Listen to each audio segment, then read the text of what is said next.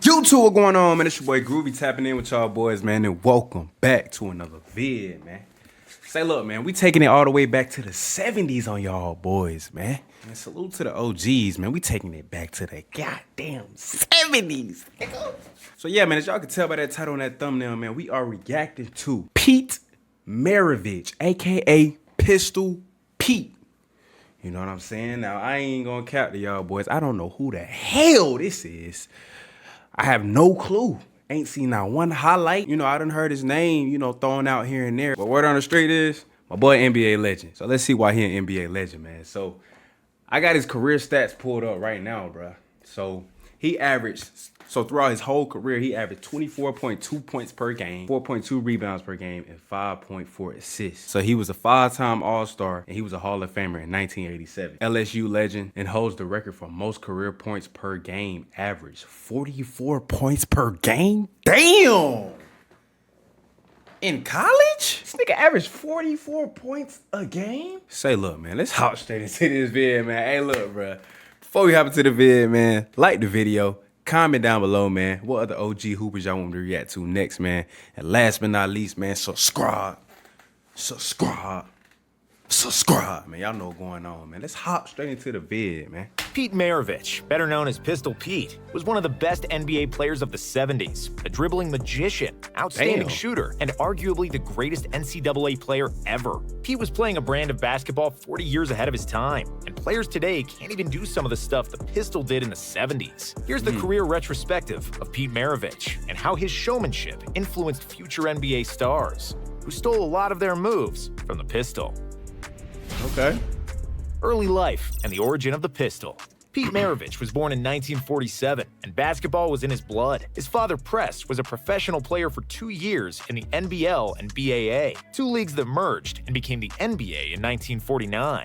Press then started coaching, and because of his job, the Maravich family had to move a lot. The only constant for Press and his son Pete was basketball, which was a dish served for breakfast, lunch, and dinner. While Pete was only an infant, he already started dribbling, and by the age of 7, he started playing organized basketball. When Press Maravich coached at Clemson University, he would always bring Pete to practices and games, and the two would always talk about basketball in some shape or form. Pete would dribble the basketball on his way to school, while he rode on a bike, and even slept with the Harlem ball. Globetrotter At the age of 12, he was practicing up to 10 hours a day. His father taught him the fundamentals, but Pete loved basketball so much that he started improvising, and countless hours in the gym all alone gave birth to some of the most spectacular moves the NBA has ever seen. But more on that. So he created all the moves, and he was the OG, the pioneer of this shit. Like, okay. Later, as a freshman, Pete started playing for Daniels High School in Clemson at the age of 14. But he barely played on a team filled with seniors. And even when Pete would come into the game, the older guys avoided passing him the ball. The crowd also laughed when they saw the small, skinny 14-year-old on the floor, which pissed the hell out of Pete. However, one single shot changed everything. Pete's team was down by 1 in the last seconds. Because he hardly ever had the ball, the opponents never guarded Maravich. So the Daniels coach decided to pass the ball to Pete.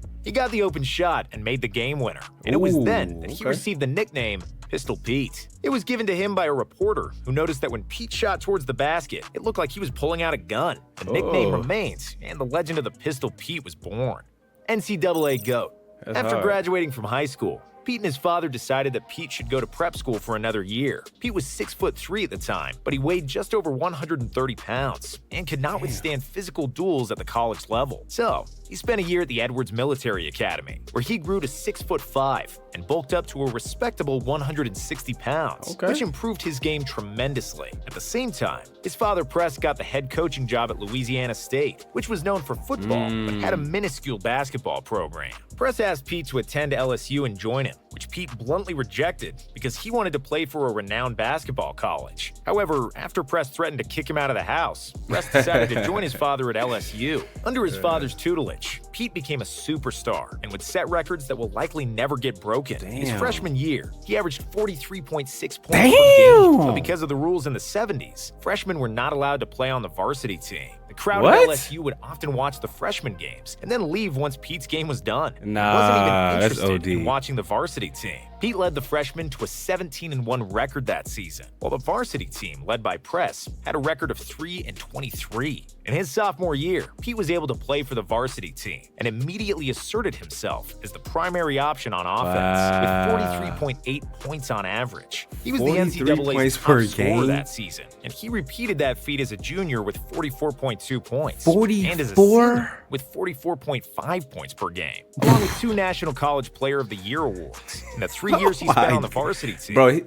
he's the best college player ever. 667 points in 83 games, averaging an incredible 44.2 points per game. He owns almost every NCAA scoring record to this day. And what's even more impressive is that he broke all those records in the era without the three-point shot. Former LSU coach Dale Brown charted every shot Maravich scored. And because he shot many jumpers from long distances, Brown calculated that Pete would have averaged an astounding 57 points per game if it was a three-point line. Jumpers counted as 3. A globetrotter in the NBA. Pistol Pete was the most known player in the country by the time he finished college, and he had plenty of options where to continue his career. He was contacted by half the ABA teams, many NBA teams, but also the Harlem Globetrotters, who offered Maravich $1 million to join them. Maravich dribbled the ball like a globetrotter. He shot the ball better than all of them, and he knew every basketball trick in the book. Between the legs, behind the back, dribbling 2 balls at the same time, you name it, Pistol Pete was doing it. If he had joined the Globetrotters, he would have been the first white member, but he'd fit right in because of a unique skill set. However, his dream was to play in the NBA like his dad, and the Pistol was selected with the 3rd pick by the Atlanta Hawks in the stacked 1970 NBA draft. In the rookie season, Maravich was under tremendous pressure after signing a contract worth nearly $2 million for 5 seasons. At the time,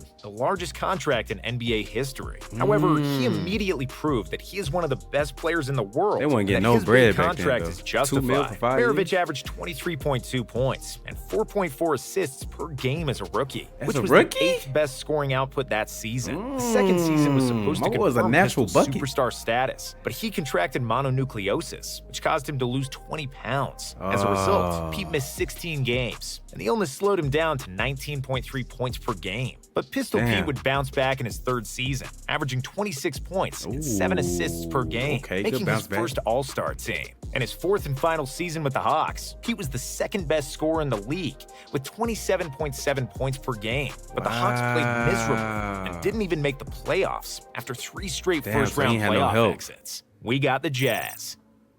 New Orleans Jazz joined the NBA in 1974, and in the expansion draft, they acquired Maravich from the Hawks for 2 players and 4 draft picks. By doing so, they signed the local hero, considering that the Jazz Arena was less than 100 miles away from LSU. Joining a newly established franchise is a double-edged sword, and Pete learned that the hard way. Yes, he was a beloved superstar, and all the fans wanted to see him play. But on the flip side, the New Orleans Jazz wasn't any good, just like most new teams aren't. The Jazz didn't make the playoffs until 1984, 5 seasons after Maravich left the team and the relocation to Utah. But even though he never made the playoffs, Pistol Pete was playing the basketball of his life with the Jazz as one of the most unstoppable players in the league. He averaged 25.2 points, and 5.6 assists in 5.5 seasons with the franchise, during which he led the NBA in scoring with 31 points per game in 1977, along with 3 All-Star appearances and 3 All-NBA nods. On February 5th, 1977, in a game against the New York Knicks, the Pistol scored 68 points, a career high, and at the time, the most points ever by a guard. The feat is even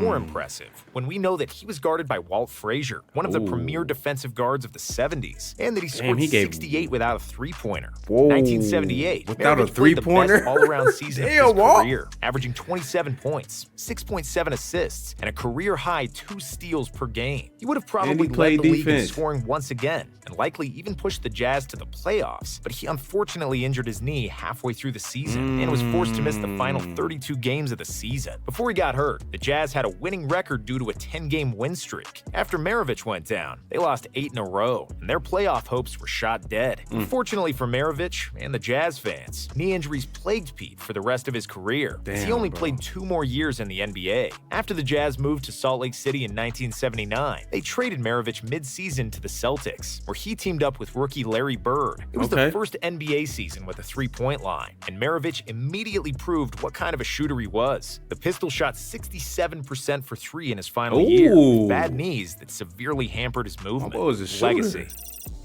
Pistol Pete was a basketball savant, and he played basketball 30 or 40 years ahead of his time. At the time of his retirement, he had by far the best handles in NBA history, and many of the greatest ball handlers took many pages out of Pete's ball handling book. He was a trendsetter that inspired generations, and if your favorite ball handler didn't learn from the Pistol, they likely stole some moves from someone who stole from Pete. That LaMelo Ball underhand full-court pass, Maravich did that in the 70s. Damn. Magic Johnson's around-the-back defender freeze and then pass, Maravich did that too. Hook shot like Kareem, turnaround jumper like MJ, or readjusting his jump shot mid-air like Larry Bird. It was all routinely done by the Pistol. Really a pioneer. When he played the game, the NBA was dominated by centers like Wilt Chamberlain and Kareem, and guards like him were unicorns. Other than Jerry West, nobody else attempted that many jump shots, let alone made them with great accuracy. With an unbelievable floater and layup game, finishing with both hands, killer handles, and the ability to both score and pass, Pistol Pete is most often compared to Steve Nash. Yeah, he gave me Steve Nash vibes. I ain't gonna lie. 16 years after Maravich retired. If he played in a three-point era, he would likely average around 30 points per game. And if he played in a better team, he could have easily been an MVP multiple times. Definitely. And won a few championships. Definitely. However, Pete didn't have the best of luck in his career and life. In one interview in 1974, Pete said, "I don't want to play in the NBA for 10 years and then die of a heart attack at 40. But unfortunately, that's precisely what happened." His NBA career was cut short after 10 years due to knee injuries. And in 9 of 10 seasons, his teams had a losing record. And then in 1988, almost like he predicted it, he died of a heart attack at the age of 40 when he was playing pickup basketball. An autopsy revealed the cause of death to be a rare heart defect. He had been born with a missing left coronary artery. He lived for ball basketball, was a gym rat all his life, and ultimately died on the court. His last words were, "I feel great." Damn. R.I.P., man. Hey, man, salute to that man, Pistol Pete, man, for sure, man. One of the OGs, man. One of the pioneers of the game, man. Ah, that's tough, bro. Averaging almost 45 in college. Definitely one of the best college hoopers ever, bro, for sure. Nobody's breaking his records. And he did it without a three-point line? Same in the NBA?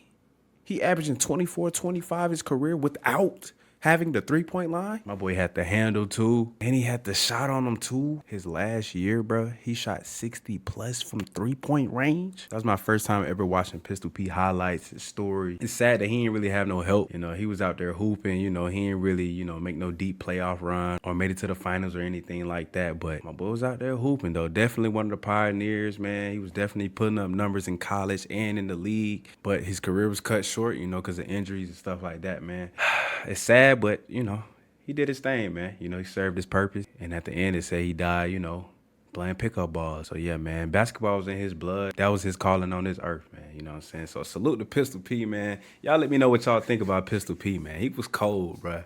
He was cold, man. I ain't gonna lie, bro. Them numbers that he was putting up in college and in the league without the three-point line? That's crazy, man. Y'all let me know what y'all think about Pistol Pete in the comment down below, man. If y'all like this reaction, man, hit the like button, man. Comment down below.